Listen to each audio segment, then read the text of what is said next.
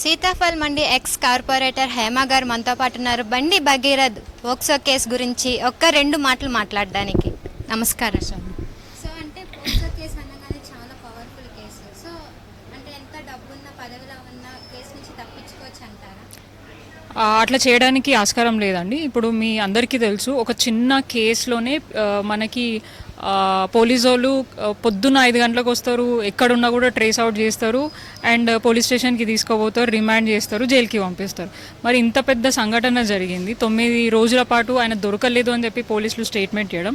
And more over బండి భగీరథ వాళ్ళ father ఒక యూనియన్ హోమ్ మినిస్టర్గా ఉన్నారు. సో వారి పవర్ని యూటిలైజ్ చేసుకొని ఈ ఇష్యూలో కాపాడే ప్రయత్నం చేస్తున్నారు అనేది ప్రతి ఒక్కరి డౌట్. అండ్ మోర్ ఓవర్ వారు రిజైన్ చేస్తేనే దీంట్లో ఆ బాధితురాలికి న్యాయం జరుగుతుందని చెప్పేసి వారే స్వయంగా ప్రధానమంత్రికి లేఖ రాయడం జరిగింది. ఎందుకంటే ఆయనకున్న పవర్స్ని యూటిలైజ్ చేసుకొని ఆయన వాళ్ళ కొడుకుని కాపాడే ప్రయత్నం చేస్తున్నారు. అండ్ ఒక చిన్న ఎగ్జాంపుల్ మాకు రీసెంట్గా తెలిసింది ఏంటంటే, ఈ సంఘటన జరిగినాక స్వయంగా బీజేపీకి సంబంధించిన ఒక కార్యకర్త మా డివిజన్లోనే ఉంటారు. ఆయనకి వాళ్ళ అపార్ట్మెంట్లో అంటే నేను ఇది అంటే పేరు తీయను, అపార్ట్మెంట్లో వాళ్ళ ఫ్రెండ్ ఎవరో కలవడానికి వస్తే ఆ అబ్బాయి మీద కోపంతో ఒక పర్సన్, ఒక మైనర్ బాలిక వాచ్మెన్ ఉంటే ఏదో షాప్కి వెళ్ళి వస్తుంటే వాంటెడ్గా ఫోక్సో కేసు అంటే వాళ్ళ ఫ్రెండ్ ఆ అమ్మాయిని బలాత్కారం చేసే ప్రయత్నం చేసిరని చెప్పేసి ఆ ఫ్రెండ్ని ప్లస్ బీజేపీ పార్టీకి సంబంధించిన కార్యకర్తని ఇద్దరిని కార్నర్ చేసి ఒక ఫోక్సో కేసు పెట్టినారు. వితౌట్ ఎనీ ఎంక్వైరీ వారు ఎప్పుడైతే కంప్లైంట్ చేశారో ఇమీడియట్గా వారి మీద కేసు అయిపోయింది. ఈ కేసు ఇప్పటికీ 4 years 5 years అవుతుంది, ఇంకా కూడా వాళ్ళు తిరుగుతూ ఉన్నారు. అంటే అసలు దాంట్లో ఇన్వాల్వ్మెంట్ కూడా లేదు, జస్ట్ ఆరోపణ చేసి కంప్లైంట్ చేసిండ్రు, దానికే ఇంత ఇబ్బంది పడుతున్నారు వాళ్ళు. అంటే దీంట్లో ఈ బండి భగీరథ విషయంలో మీరు చూసుకుంటే ఆయన ఇప్పుడు అక్కడ ఉన్న ఎవిడెన్సెస్ ట్యాంపర్ చేసిండ్రు, 9 రోజుల పాటు కనిపించలేదు, దాచుకున్నాడు. అండ్ మోర్ ఓవర్ బండి వాళ్ళ భగీరథ వాళ్ళ ఫాదర్ ఆయననే కాపాడడం జరిగింది, ఆయన ఎక్కడున్నాడో కూడా తెలుసు. అంటే ఒక ఏమంటారు, నేరం చేసిన వ్యక్తిని కాపాడే ప్రయత్నం చేసిండ్రు కాబట్టి వారి మీద కూడా చర్య తీసుకోండి, వారిని కూడా రిజైన్ చేయించి దీని మీద ఎటువంటి ప్రెజర్ లేకుండా న్యాయబద్ధంగా ఆ అమ్మాయికి న్యాయం చేసే విధంగా మైనర్ అయిన ఆమె కన్సర్న్ లేకుండా, అంటే చిన్న అమ్మాయి మంచిదో చెడోదో తెలీదు, ఆ అబ్బాయి లోబడుచుకొని ఆ అమ్మాయిని ఫామ్ హౌస్కో ఎక్కడికో తీసుకెళ్ళి ఏదో చేశారని చెప్పేసి వారి స్టేట్మెంట్ ఇవ్వడం జరిగింది. క్లియర్గా కోర్టులో కూడా వాదనను మనం విన్నాము, అందుకని ఆ అబ్బాయికి బెయిల్ కూడా ఇవ్వలేదు. అండ్ ఆయన బెయిల్ రాని సందర్భంగా లొంగిపోవడం జరిగిందని అంటున్నారు. మేజర్గా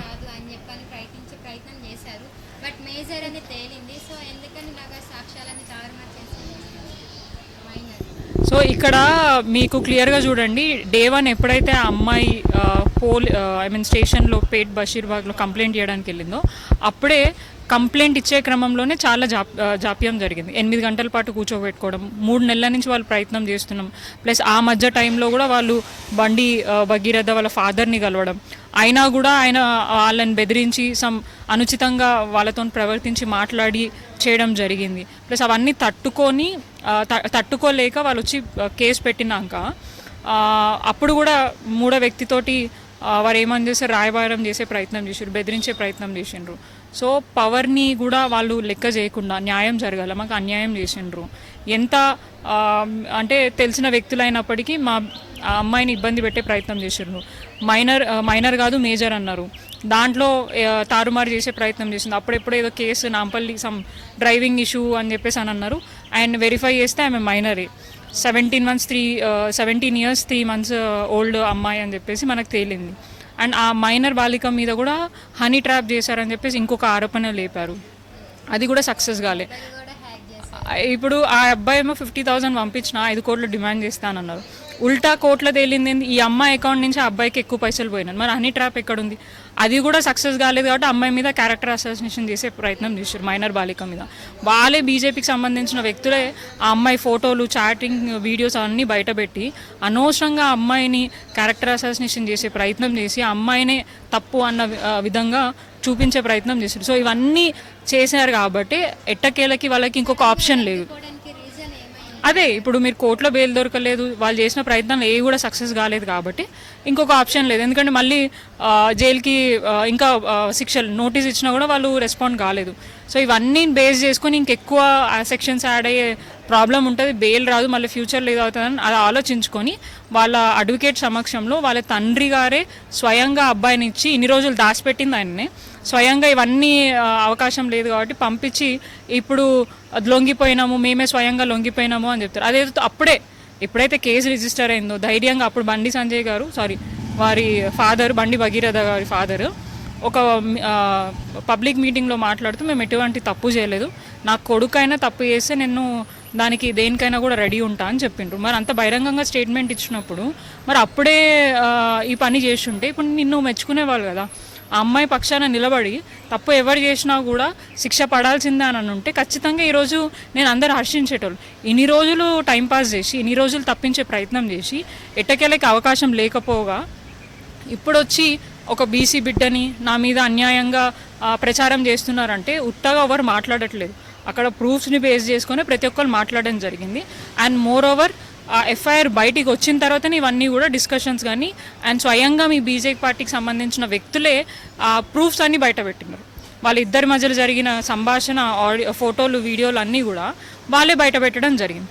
సో అన్యాయంగా ఒక ఆడపిల్ల జీవితాన్ని నాశనం చేసి ఇప్పుడు కళ్ళబొల్లి మాటలు చెప్పుకుంటాం మాది తప్పు లేదు మేము ఖచ్చితంగా న్యాయంగా ఉన్నామనంటే మరి అదేదో అప్పుడే చేసేది ఉండే. ఇప్పుడు కూడా రాష్ట్ర ప్రభుత్వం ఏదైతే ఉందో రేవంత్ రెడ్డి గారు ఆ అమ్మాయి న్యాయం చేసే విధంగా ఇట్లాంటివి జరగకుండా కేవలం ఇది ఒక్క సంఘటనే కాదు, ఇప్పుడు మీరు చూసుకుంటే రోజుకొక మర్డరు మానభంగాలు రేపులు మొన్న కూడా చూసిండొచ్చు. అర్లీ మార్నింగ్ అంటే టైంతో ఇది లేకుండా జనాలు ఉన్నారా లేరా అనే సంబంధం లేకుండా క్రైమ్ రేట్స్ విపరీతంగా పెరిగిపోతున్నాయి. రాష్ట్ర ముఖ్యమంత్రియే హోమ్ మినిస్టర్గా ఉన్నారు. సో ఆయన దగ్గరే ఆ శాఖ ఉన్నప్పుడు ఇంకా భద్రత అనేది ఇంకెక్కువ ఉండాలి.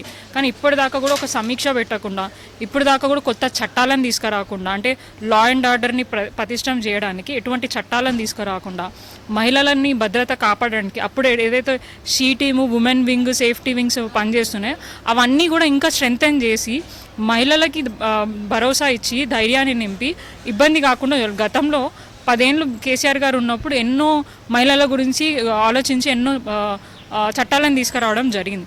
ఆ చట్టాలలో భాగంగా రాత్రుల టైంలో కొన్ని సందర్భాలలో మహిళలు ఫ్రీగా తిరిగే పరిస్థితి ఉంది. కానీ ఈరోజు పరిస్థితి ఒక ఐపీఎస్ ఆఫీసర్ కూడా భద్రత లేకుండా పోయింది. సో వారే స్వయంగా కొన్ని చేదు అనుభవాలు ఒక సోషల్ ఎక్స్పెరిమెంట్ చేస్తే ఎట్లుంది పరిస్థితి బయట సొసైటీలో మహిళలు నార్మల్గా వెళ్తుంటే ఏ రకంగా ఏమంటారు అసాల్టేషన్కి గురవుతున్నారు అని చెప్పేసి కూడా వారు చూడడం జరిగింది. సో ఇవన్నీ బేస్ చేసుకొని కనీసం ఇప్పటికైనా కళ్ళు తెరిచి మహిళల భద్రత కాపాడాలి. అట్లాగే ఎవరైతే అన్యాయంగా ఎవరైనా కానీ పార్టీలకు సంబంధం లేకుండా వ్యక్తులు ఎవరు తప్పు చేసినా ఖచ్చితంగా వారి మీద కఠినంగా శిక్షించాలని మేము డిమాండ్ చేస్తున్నాం.